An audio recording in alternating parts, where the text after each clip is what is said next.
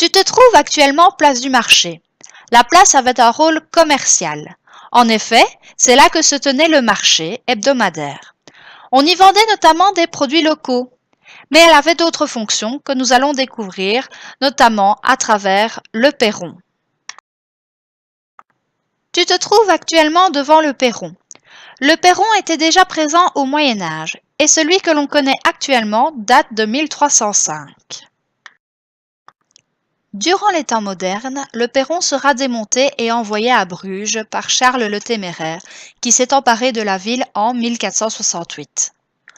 Le perron sera rendu aux Liégeois après la mort de Charles le Téméraire le 10 juillet 1478.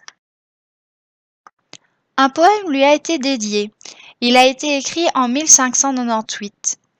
Écoute ce poème et repère les symboles du perron qui t'aideront à en savoir plus sur sa fonction. Liégeois, c'est le blason de ton pays hautain, tel que lui ordonna Saint-Hubert Aquitaine.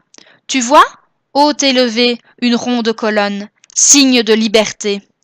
Tu vois aussi la croix sur la cime honorée, signe que la province en Dieu prend sa durée. Et puis, la pomme ronde au sommet, pour signal que tout l'État se tient par droits impériales.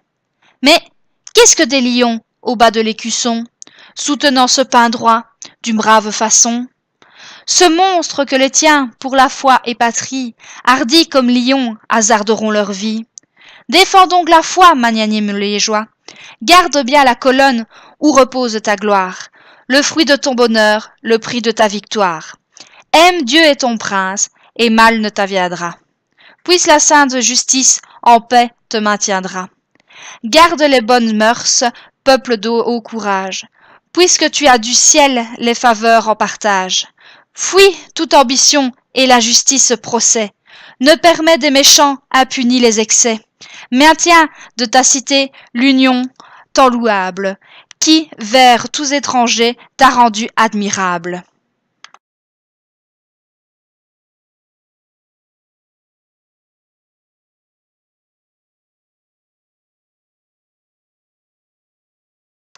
Un autre document va t'aider à trouver une autre fonction du perron. Les princes-évêques détiennent depuis le XIe siècle les pouvoirs temporels, religieux et exécutifs. Il va de soi que les hauts fonctionnaires et bourgeois liégeois ne sont pas toujours satisfaits. Les évêques font des concessions de temps à autre en assignant des libertés à la bourgeoisie liégeoise. Ces libertés sont scellées dans les chartes comme le document suivant. Il s'agit de la charte des franchises accordée aux Liégeois par le prince-évêque Albert de Cueil. Quelle fonction est mise en avant dans cette charte?